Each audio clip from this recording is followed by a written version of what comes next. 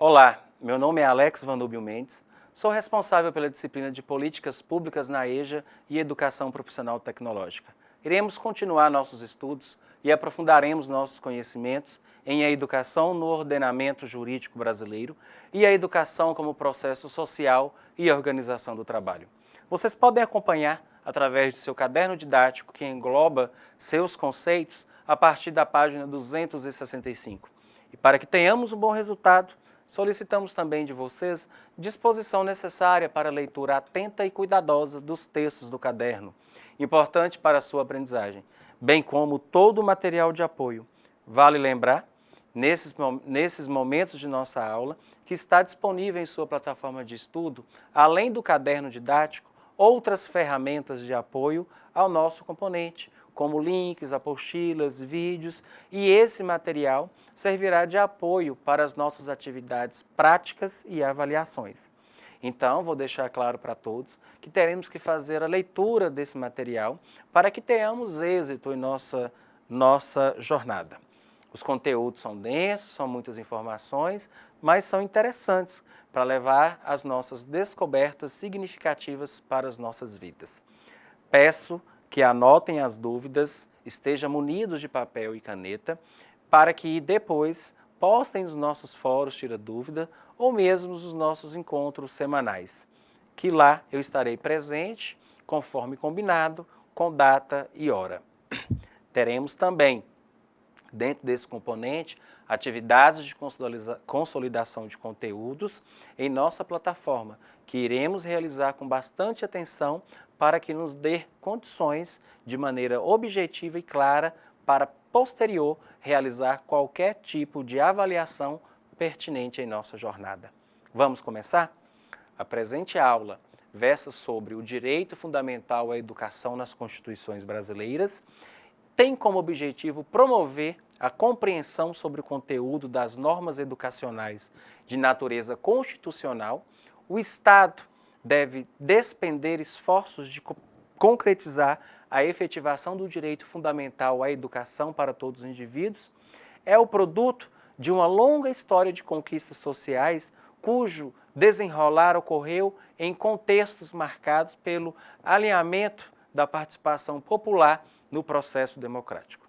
A educação não é apenas o dever do Estado, mas sim um direito de toda a coletividade, através da adoção de políticas públicas, tanto para a capacitação profissional dos professores, quanto para a oferta de acesso igualitário à tecnologia, como para a promoção do ingresso e permanência na escola.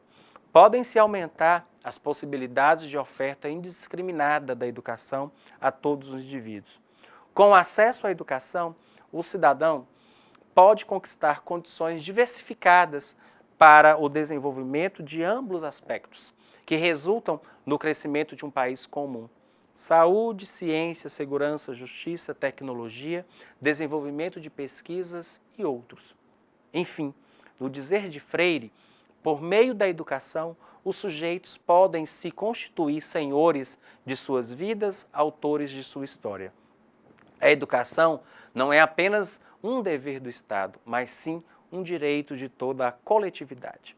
É produto de uma longa história de conquistas sociais, cujo desenrolar ocorreu em contextos marcados pelo alinhamento da participação popular nesses processos democráticos. Em síntese, o direito fundamental à educação significa um recorte universalista próprio de uma cidadania ampliada e ansiosa por encontros e reencontros com uma democracia civil, social, política e cultural. O acesso à educação causa fraturas irreparáveis na histórica barreira que segrega os indivíduos entre excluídos e incluídos no mundo letrado, além de que institui a fruição dos avanços científicos e tecnológicos, tendo por fundamento o manuseio dos códigos e signos da escrita.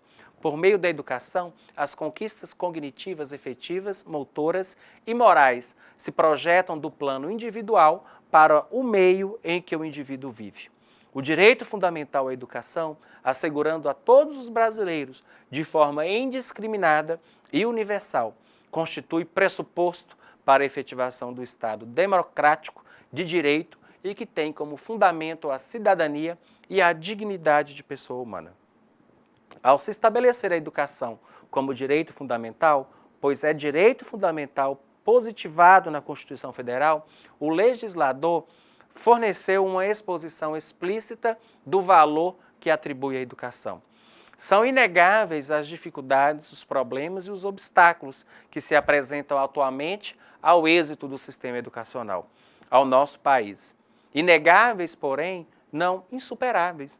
O combustível para a sua ultrapassagem deve ser, de um lado, o envolvimento da própria população escolar, crianças e adolescentes que representam a esperança e o futuro da nação. E do outro lado, o gravame que pesa sobre os responsáveis pela efetivação do direito fundamental à educação, prevista na Constituição Cidadã. Além de ser um direito social, a educação é um pré-requisito para se usufruir dos demais direitos civis, políticos e sociais, emergindo como componente básico dos direitos do homem. Desta forma, conhecer a evolução desses direitos nas constituições brasileiras afigura-se passo importante para a compreensão de seus limites e de sua consequente transposição para a realidade social, tendo a marca da ideologia dominante.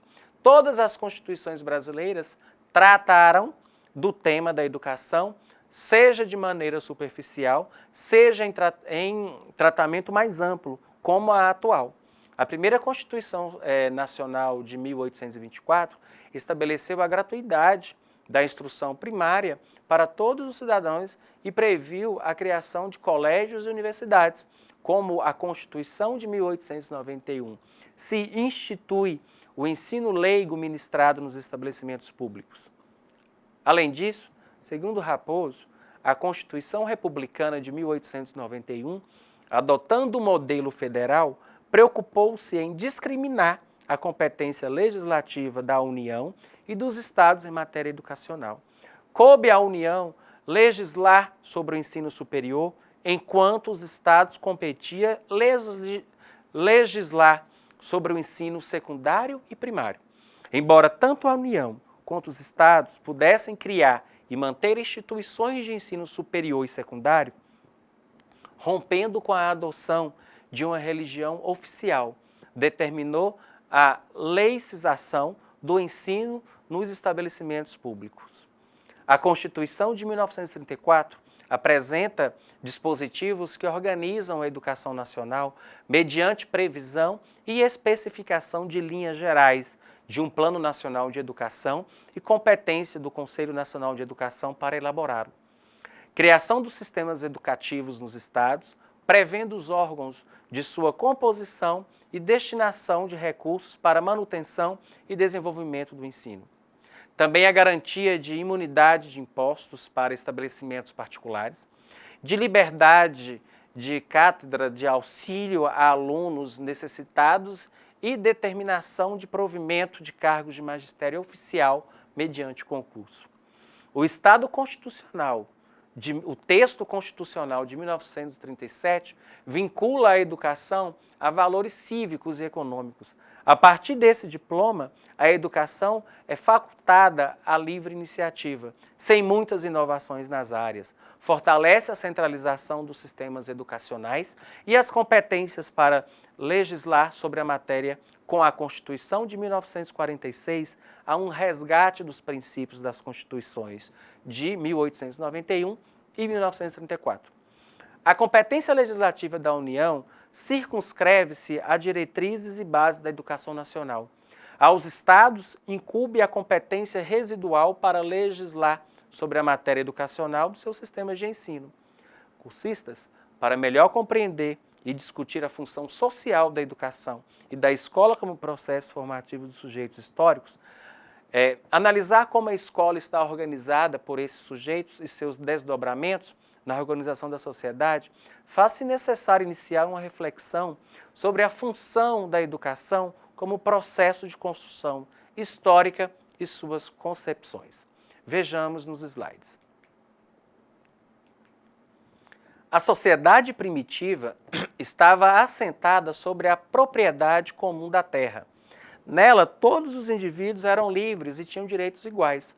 Tudo era produzido e dividido por todos, e o consumo era imediato. Produziu-se somente o necessário. A divisão do trabalho era a partir das diferenças de sexo, porém não existia a inferioridade em relação às mulheres. Todos desempenhavam papéis igualmente relevantes na sociedade. As crianças, até os 7 anos de idade, acompanhavam os adultos em seus trabalhos e recebiam a sua porção de alimentos como os outros membros da sociedade. A partir dos 7 anos, já começavam a viver com suas próprias expensas. Não há um processo educativo sistematizado em escolas ou centros próprios de ensino. Na comunidade primitiva, a educação era uma função espontânea da sociedade em conjunto, da mesma forma que a linguagem e a moral. A expressão sociedade primitiva tem um sentido muito precioso nos correntes evolucionistas, designando as sociedades que representam os primórdios da civilização. Nas comunidades primitivas, os fins da educação resultam da estrutura homogênea do ambiente social. Identificam-se como os interesses comuns do grupo e se realizam igualitariamente em todos os seus membros, de modo espontâneo e integral. Espontâneo na medida em que não existe nenhuma instituição destinada a inculcá-los. Integral no sentido de que cada membro da tribo incorporava mais ou menos bem tudo que na referida comunidade era possível receber e elaborar. Com o passar do tempo, ocorreram mudanças e a sociedade, assim como a educação, mudou, surgindo uma maior divisão do trabalho nas tribos. São instauradas as relações de domínio e submissão. Nessas tribos, alguns indivíduos eram eleitos para coordenar e planejar o processo produtivo. Agora, a divisão não era apenas por sexo e idade, mas também por planejamento e execução. Esse novo modelo de divisão ocasiona uma elitização dos conhecimentos da produção, que passam a ficar nas mãos dos dirigentes das tribos. A educação, que antes era transmitida através da vivência, agora é transmitida hereditariamente, no núcleo intelectual, o que reforça a importância política que o conhecimento vai adquirindo no cerne das sociedades primitivas.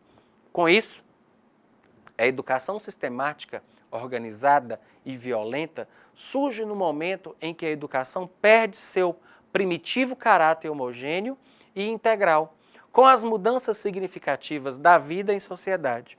O advento da sociedade capitalista, o aumento das áreas de cultivo e criação dos animais e aperfeiçoamento das máquinas. A educação passou cada vez mais a ser dividida entre os trabalhadores manuais e intelectuais. Aos trabalhadores intelectuais eram repassados conhecimentos que possibilitavam a articulação entre o processo produtivo e as várias esferas sociais. Aos trabalhadores manuais, considerados como executores, recebiam-se apenas conhecimentos técnicos que não permitiam uma visão complexa da estrutura social. A partir da ótica de que somos sujeitos históricos, a educação deve ser desenvolvida nas escolas a partir da realidade, visando a sua transformação. Cursistas, as sociedades contemporâneas se deparam com o paradoxo frente às mudanças relacionadas ao desenvolvimento técnico-científico e às condições de vida e sobrevivência da humanidade. De um lado, a tecnologia e a ciência que promovem avanços em áreas como a da saúde e da comunicação. Do outro, crises que abalam o mundo, miséria, devastação ambiental, violência e injustiças sociais. Todos esses aspectos se refletem também na educação, que é o mecanismo que auxilia a entender que tudo muda constantemente e que os seres humanos participam desse processo de mudança. Repensar a educação e a escola e como elas contribuem para o desenvolvimento e bem-estar da humanidade é indispensável, uma vez que estão diretamente ligadas aos meios de produção, crenças, valores e formas de transmissão de habilidades e conhecimentos. Desta forma, escola e espaços comunitários são considerados como locos privilegiados, mas não exclusivos da prática social, sendo a garantia de direitos a função social da escola e da educação, identifica seu papel estratégico na construção de uma nova ética centrada na vida, na solidariedade, sobre uma cultura de paz. Caros alunos, ao refletirmos sobre a função social da educação e da escola, referimos-nos à educação em sentido amplo, ou seja, como prática social que acontece nas relações sociais entre os homens, nas diferentes instituições e movimentos sociais. Vejamos. A escola representa ainda hoje a instituição que a humanidade elegeu para socializar o saber sistematizado? Alguma outra forma ou lugar foi capaz de substituí-la? A reflexão sobre o papel social da escola e a quem ela serve parece ganhar relevância no atual cenário brasileiro. Em setembro de 2018, o chamado homeschooling, ou ensino doméstico, foi pauta do Supremo Tribunal Federal, que julgou um recurso extraordinário originado de um mandado de segurança contra uma Secretaria Municipal de Educação, que negou a solicitação de uma família para educar a filha em casa. A proposta da ação foi recusada, sob a justificativa de parte dos ministros da Corte de que a legislação brasileira exige que o Estado ofereça escolas e que os pais enviem seus filhos a ela. Além disso, definiu o STF, não existe uma lei que regulamenta a prática de ensino doméstico no Brasil. Por outro lado, o ministro Luiz Roberto Barroso, relator do caso, e um dos que defendeu o direito da escolha das famílias em nome de sua liberdade religiosa, sustentou que a socialização das crianças sobre o ensino domiciliar poderia ocorrer em seus pares em outros espaços que não a escola, tais como praças, clubes e igrejas. Cursistas, oferecer a modalidade de EJA nos dias de hoje requer um novo pensar acerca das políticas educacionais e de propostas de reinclusão desses educandos na rede de educação pública do nosso país. O que se tem pensado até o momento é que o trabalho pedagógico desenvolvido neste segmento de ensino deve estar de cunho eminente, alfabetizante. No entanto, alfabetizar é somente a primeira parte do processo. O que não se pode é pensar que só a alfabetização poderá garantir o desenvolvimento social deste educando. Para uma pessoa adulta que se retoma, que volta a estudar, o desejo maior é o de preparar para o trabalho, de ter autonomia e de se dar bem profissionalmente. A abordagem metodológica nesse sentido não deve ser desenvolvida com os mesmos parâmetros utilizados para trabalhar com crianças. Um aluno com idade de 30 anos, por exemplo, retomando os anos escolares correspondentes ao 4º ano do ensino fundamental, não se interessará por uma atividade caracterizada por educação infantil. Daí a necessidade de abordar conteúdos equivalentes, mas com uma linguagem adulta e que vá ao encontro daquilo que esse público deseja. A educação é o maior e melhor instrumento gestor de mudança. Através dela, o homem consegue compreender melhor a si mesmo e ao mundo em que vive. Desta forma, a própria educação deve ser a primeira a aceitar e a acompanhar o desenvolvimento e suas especificidades, ou seja, renovar e promover a interação com o novo. O Brasil já deu um grande passo nas questões que se referem à alfabetização de jovens e adultos. Embora continuamos dentro da escola dos países com maior taxa de analfabetos. E o problema, como já mencionado, é que o adulto que procura a escola não quer apenas aprender a ler e a escrever. Ele quer e necessita de atualização com o contexto social em que vive e faz parte. A defasagem escolar é grande. Segundo a Lei 9394 de 96, em seu artigo 37, a educação de jovens e adultos deverá articular-se preferencialmente com a educação profissional, na forma do regulamento. Dessa forma, e se realmente acontecesse o que está previsto em lei, teríamos muito mais jovens dentro das escolas. Em consequência do desemprego, a busca pelo ensino profissional e técnico aumentou significativamente. O jovem quer trabalhar, mas falta qualificação e oportunidades, principalmente o de concluir a educação básica e de ter parcial domínio das novas tecnologias. Em suma, o importante é que repensemos nossos conceitos de educação para o jovem e adulto. Fome de ler e vontade de aprender, eles de fato têm, só que de uma maneira mais ampla, característica de quem já tem experiência de vida, que necessita bem mais do que a própria escrita e leitura convencional. Necessita, acima de tudo, ler as entrelinhas impostas pela problemática de ser e estar plenamente exercendo a cidadania. Vejamos nos slides as inferências sobre as questões que norteiam a socialização e educação. Uma das condições para se conseguir o bem-estar satisfatório consigo mesmo e com o outro é a autoestima.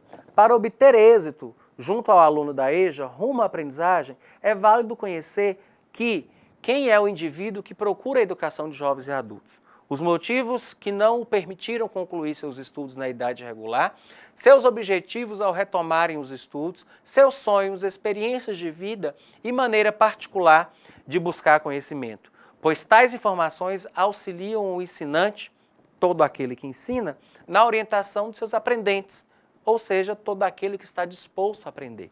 É interessante também estar ciente a respeito das diferenças entre pedagogia e andragogia, ciências que cuidam do ensino, sendo que a última cuida do ensino de adultos, ao passo que a primeira cuida do ensino infantil.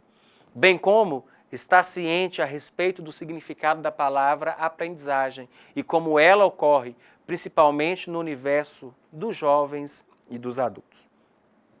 Caros alunos, conhecer a definição de autoconceito e suas divisões autoestima, autoimagem, a autoeficácia ajuda a esclarecer a relação entre o bem-estar do indivíduo e a aprendizagem, tanto de forma positiva como de forma negativa. É importante que pais e responsáveis aprendam a ajudar a resgatar e reconstruir a autoestima do aluno da EJA, para que o mesmo tenha interesse em aprender, traçar objetivos positivos para a sua vida e conquistá-los, demonstrando amor para seus alunos e interesse em ajudar no resgate e na realização dos seus sonhos. Ainda que o aprendente seja alguém responsável pelos seus atos, como é o caso do aluno da EJA, a mesma importância se dá à participação dos profissionais da educação, que ainda que tenham difíceis condições de trabalho, precisam também ser conscientes quanto à sua responsabilidade de ensinar, de uma autoestima bem trabalhada, para oferecerem uma aprendizagem prazerosa através da efetividade, do respeito mútuo e uma metodologia voltada para o interesse dos alunos adultos. O que demonstra interesse e respeito para suas ideias, principalmente. Tal proposta visa também alcançar sucesso no processo de ensino-aprendizagem.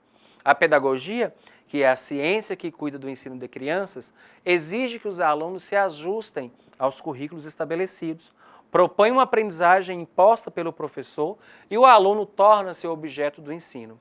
Método inverso do que propõe a andragogia, que sugere currículos construídos de acordo com as necessidades dos alunos adultos, baseado em suas experiências anteriores e suas condições de vida e de trabalho, com conteúdos que podem ser aplicados ao seu cotidiano.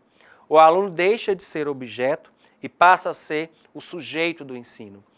Professor e alunos pensam juntos e se enriquecem, pois ambos alcançam conhecimentos nessa jornada. A andragogia é praticada nos cursos universitários, nas empresas para implantação e planejamento estratégico, marketing, comunicação, processos de qualidade, etc. E na EJA, o aluno adulto possui faixa etária diversificada. Uma mesma classe recebe desde adolescentes até idosos. Esses educandos têm níveis de ensino diferentes e são trabalhadores, desempregados, donas de casas, portadores de necessidades especiais, de origem rural e urbana, de etnias diferentes, entre outras, que buscam diferentes objetivos: realização pessoal, aumento da autoestima, afirmação e promoção profissional, continuidade nos estudos até chegar ao ensino superior, aquisição de leitura da Bíblia participação político-social em seu meio, entre outros. Tiveram parte de suas vidas roubadas por uma sociedade desigual, excludente e, como todos, merecem a chance de recomeçar. E é aquele que tem a capacidade de decidir o que fazer com suas próprias vidas e assumir as responsabilidades pelos seus atos, pois tem maturidade suficiente para tais atitudes adquiridas através de experiências vividas negativas e positivas. É válido lembrar que maturidade ocorre independente da idade cronológica, isto é, existem adolescentes quarentões e adultos com apenas 15 anos de idade. É aquele que tem sede de conhecer, decide o que quer conhecer, possui senso crítico, ou seja, é ser pensante, capaz de produzir ideias que surgem nas mais diversas conversas e observações.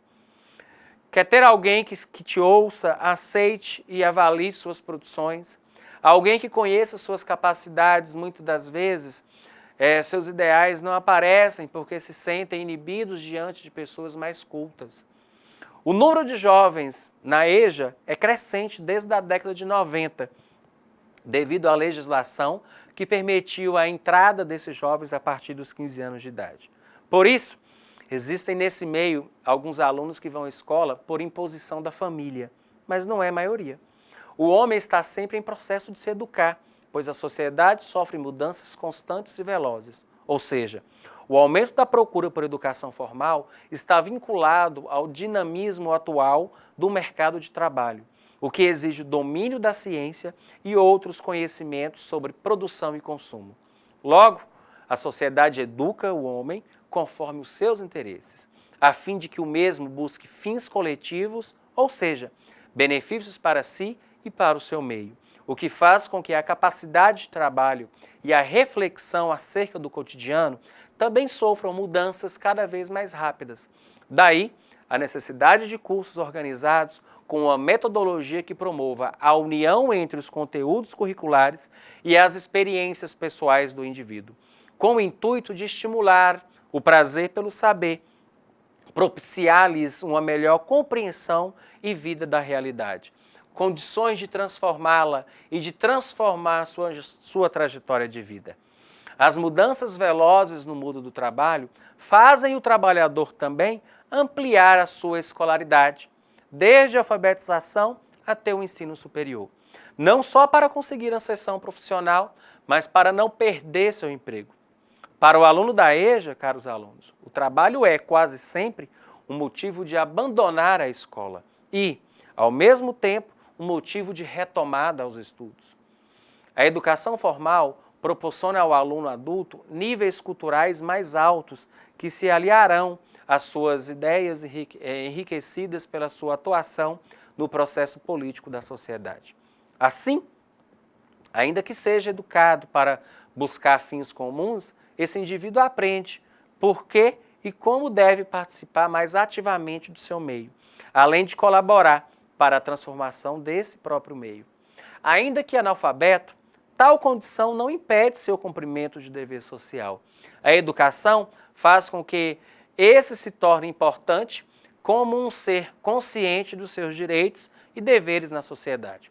A escola deve ser um espaço para a formação de cidadãos, pois o aluno, ainda que adulto, além de aprender os conteúdos curriculares, aprende lições de cidadania, solidariedade, justiça social e postura crítica diante de sua realidade, aprendendo a se relacionar com o seu próximo e a respeitá-lo, bem como ao meio que o cerca. É a convivência em sociedade que nos transforma efetivamente em seres humanos. Na convivência social, apresentamos comportamentos e ideias que nos permitem sermos vistos e nos ver como seres humanos. Dessa forma, a concepção do humano não é apenas biológica, mas cultural. Nesse sentido, o ser humano é um indivíduo que aprendeu a viver em sociedade. As ciências sociais nomeiam como socialização o processo que faz com que os homens se tornem seres sociais, por entender que o meio de socialização aprendemos a viver em grupo. O processo de socialização é o principal mecanismo que uma sociedade possui para a transmissão das culturas através do tempo e das gerações. A socialização, além de estar inteiramente relacionada com as identidades sociais, precisa ser entendida como um processo que perdura a vida toda, pois as nossas ideias e o nosso comportamento são de modos contínuos, influenciados pelo relacionamento social e pelo ambiente que vivemos. É por meio da socialização que aprendemos e incorporamos hábitos, costumes, valores e normas da vida cultural e de sociedade. A identidade do indivíduo se modifica ao alcançar estágios diferentes de desenvolvimento e ao assumir os diversos papéis sociais que se alternam e multiplicam ao longo da vida das pessoas. É errôneo o adulto analfabeto ser visto como atraso e infantilizado, porque, culturalmente, seu crescimento mental parou durante a infância. Isso é negar que o adulto já possui sua consciência a respeito da sociedade adquirida através do seu trabalho na mesma e que o adulto possui capacidade de aprender, ainda que não tenha domínio das letras. Tal visão leva ao uso de métodos de ensino inadequados, como cartilhas infantis para alfabetização, por exemplo. Partindo do princípio de que adulto analfabeto é um ser pensante e atuante no mundo, é um erro também concluir que o analfabeto não sabe ler. A necessidade de conhecer as letras é algo imposto pelo trabalho para o conhecimento das técnicas do mesmo. O indivíduo não chega analfabeto à idade adulta por vontade própria, e sim por imposição da sociedade. É de caráter social. O conhecimento de mundo que o aluno adulto leva para a escola vem da observação deste mundo e de reflexão que forma opiniões. É a chamada leitura de mundo. Para que haja sucesso na educação infantil, uma das condições necessárias é incentivar o ensino de adultos, pois o adulto escolarizado torna-se mais produtivo para o seu meio e compreende melhor a importância da educação formal para os seus filhos.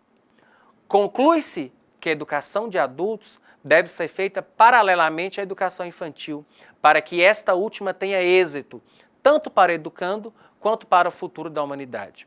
O aluno adulto traz em sua bagagem as mais diversas experiências adquiridas dentro e fora da escola, através de suas mediações com o ambiente, das experiências de outras pessoas e em frequências escolares anteriores.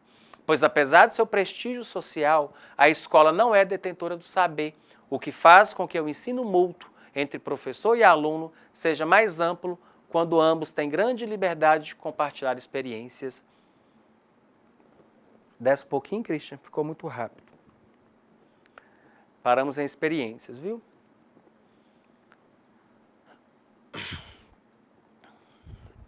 Cadê?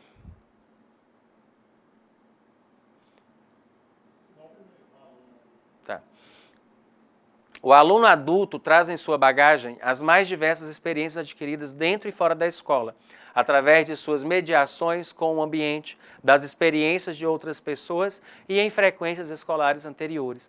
Pois apesar de seu prestígio social, a escola não é a detentora do saber, o que faz com que o ensino mútuo entre professor e aluno seja mais amplo quando ambos têm grande liberdade para compartilhar experiências.